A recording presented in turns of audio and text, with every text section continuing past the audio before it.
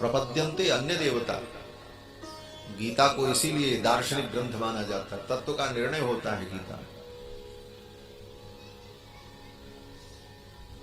कामनाओं के कारण वो अज्ञानी व्यक्ति भटकता रहता है। आज इस भारत देश में 33 करोड़ देवता और भगवान श्री कृष्ण राम जैसे आदर्श पुरुष परमात्मा के स्वरूप होते हुए भी लोग साईं की पूजा कर रहे हैं, साईं को मंदिर बनाए रहे हैं, साईं बाबा की भक्ति में लग गए कितने लोग। क्यों, कभी विचार किया? और हिंदू लोग, सनातनी लोग, क्योंकि कामनाओं ने उनको इतना अज्ञानी बना दिया, उनको लगता है साईं बाबा के यहां जाएंगे तो हमारे काम बन जाएंगे।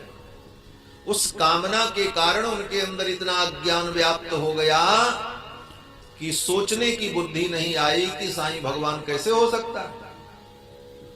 जो साईं मांस खाए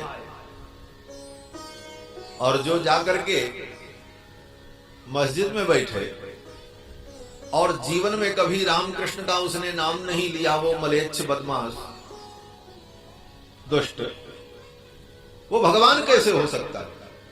कैसे उसको आप भगवान मान रहे हो? लेकिन अज्ञानियों के दुष्प्रचार का यह परिणाम हुआ कि लोग लाइन लगा के दौड़ पड़े, शायद यही मेरी कामना पूरी हो। और एक मुर्दे को भी भगवान घोषित कर दिया। आज से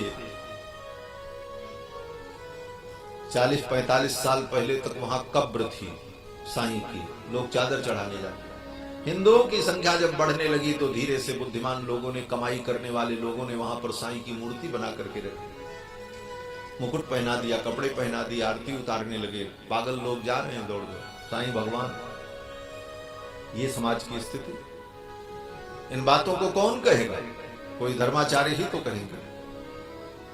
जो धर्म के पद पर बैठे हैं, धर्म की रक्षा के लिए जिनको नियुक्त किया गया कि भाई आप समाज को संभालो, सुधारो, वही ऐसी बात कह सकते हैं। हम लोगों को ये कहना पड़ता, इसीलिए कह रहा हूं कि अज्ञान का ही परिणाम है कि आज साईं भगवान बन गए, साईं का मंदिर बन गया। विचार करो, तुलसीदास जी से बड़े ज्ञानी थे क्या साईं? जितना गोस्वामी तुलसीदास जी ने हमारे समाज का उपकार किया, रामायण लिखा, गीतावली, कवितावली, विनय पत्रिका जैसे दिव्य ग्रंथ, जिसकी एक एक पंक्तियों पर बड़े बड़े विद्वान आज भी विचार करते हैं।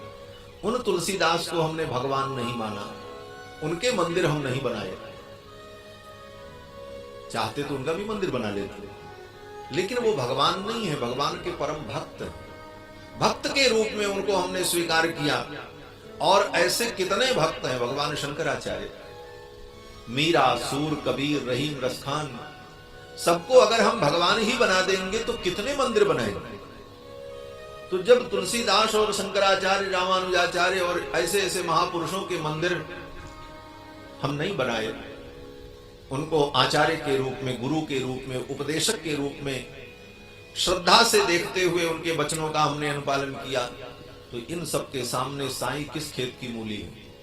लेकिन अज्ञानी लोगों ने, कामनाओं ने जिनकी बुद्धि का हरण कर लिया, ऐसे लोगों ने उनको भगवान बना करके पूजना शुरू किया। वो आज भी ऐसे लोग पूज रहे हैं। तो मूल बात यह है कि कामना व्यक्ति को अज्ञानी बनाती है, अज्ञान की ओर ले जाती है। इसीलिए बार बार गीता में निष्काम कर्मयोग की बात कही जाती है। कामनाओं को जितना तुम दूर करोगे अपने आप से, उतना ही शुद्ध ज्ञान जागृत होगा। आगे कहते हैं कि सुखदेव भगवान कि अगर कामना भी है, चलो मैं मानता हूं कामनाएं समाप्त नहीं हो रही हैं, कामना भी है, तो एक काम करो। बोले क्या काम करो? बोले इधर उधर मत भटको। अगर कामना भी है कि हमें अमुक अमुक वस्तु संसार में मिले, सुख मिले, संसार की चीजों की कामना है मन में, बोले तो कहीं इधर उधर मत जाओ, भगवान के पास आओ, भगवान की भक्ति करो। भगवान श्री राम, भगवान श्री कृष्ण, भगवान नारायण की भक्ति करो, भगवान शिव की भक्ति करो, तुम्हारी कामनाएं भी पूरी होंगी।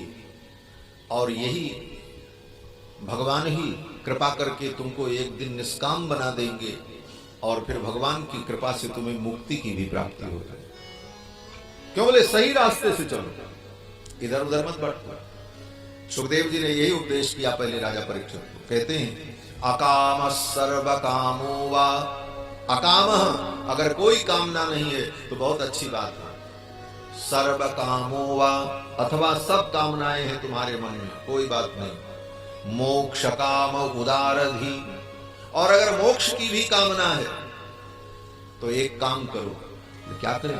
बोले तीव्रेण भक्ति योगेन यजेत पुरुषम परम, तीव्र भक्ति योग के द्वारा परम पुरुष भगवान की आराधना करो। क्यों? बोले भगवान की आराधना से कामनाएं भी पूरी हो जाती हैं और फिर भगवान ही उसको निष्काम बना देते हैं और फिर भगवान कृपा करके उसको मुक्ति भी प्रदान कर देते हैं।